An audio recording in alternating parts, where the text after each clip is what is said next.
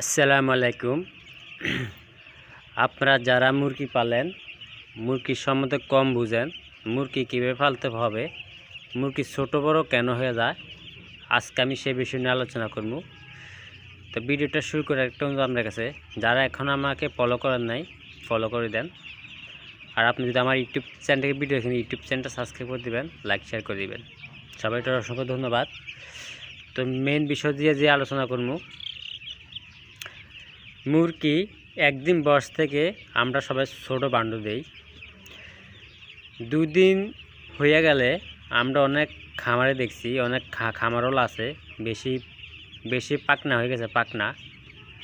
তারা করে কি, আমরা যেরকম এখন বর্তমানে কাঠের উপরে খানারা দিছি, সব মুরগি এখানেও খাইতে পারবে, ছোট বড় যা আছে সব মুরগি কেন খাইতে পারবো। কিন্তু যদি আমরা রশির মধ্যে যদি বান্ডরে এভাবে ঝুলাই দিই, তাহলে মুরগি খাইব কীভাবে?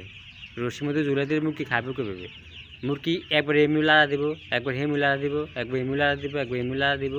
তো এরকম করে ডিব্বা লড়তে লড়তে মুরগি কিন্তু ঠিক মতন খাইতে পারে না। মুরগি গাজাগাজি করে, মুরগি ডিব্বা লাড়া এইভাবে খাইতে পারে না। আর যদি এইভাবে বান্ডর দিয়ে রাখেন, তাহলে বোঝা গেল মুরগি বান্ড লড়বে না, মুরগি নিবিড়ে খাইলো। আর যদি বান্ডরে ঝুলা দেন, তাহলে মুরগি এভাবে লাড়ালাড়ি করবো, কিন্তু মুরগি খাইতে পারবো না। তো এই জন্য যে বিষয় নিয়ে কথা বলবো, এই জন্য আপনারা মুরগিগুলা ছোট বড় হয়ে যায়, এই জন্য মুরগি ছোট বড় হয়ে যায়। আর পরবর্তী দেখা যায় কি, কর্মচারীর দোষ, কর্মচারী মুরগি ফালতে পারে না।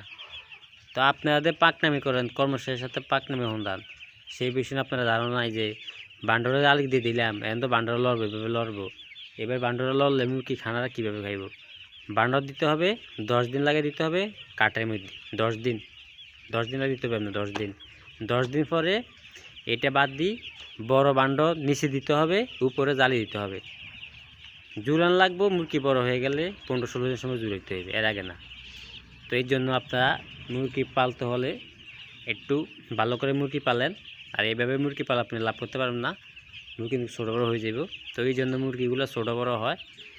আমরা অনেক ফাঁকনামি করি, অনেক খামার আছে নতুন নতুন মুরগা ধরছে, তুললে বেশি ফাঁকনামি করে, চালাক করে, নিজে চালাক মনে করে।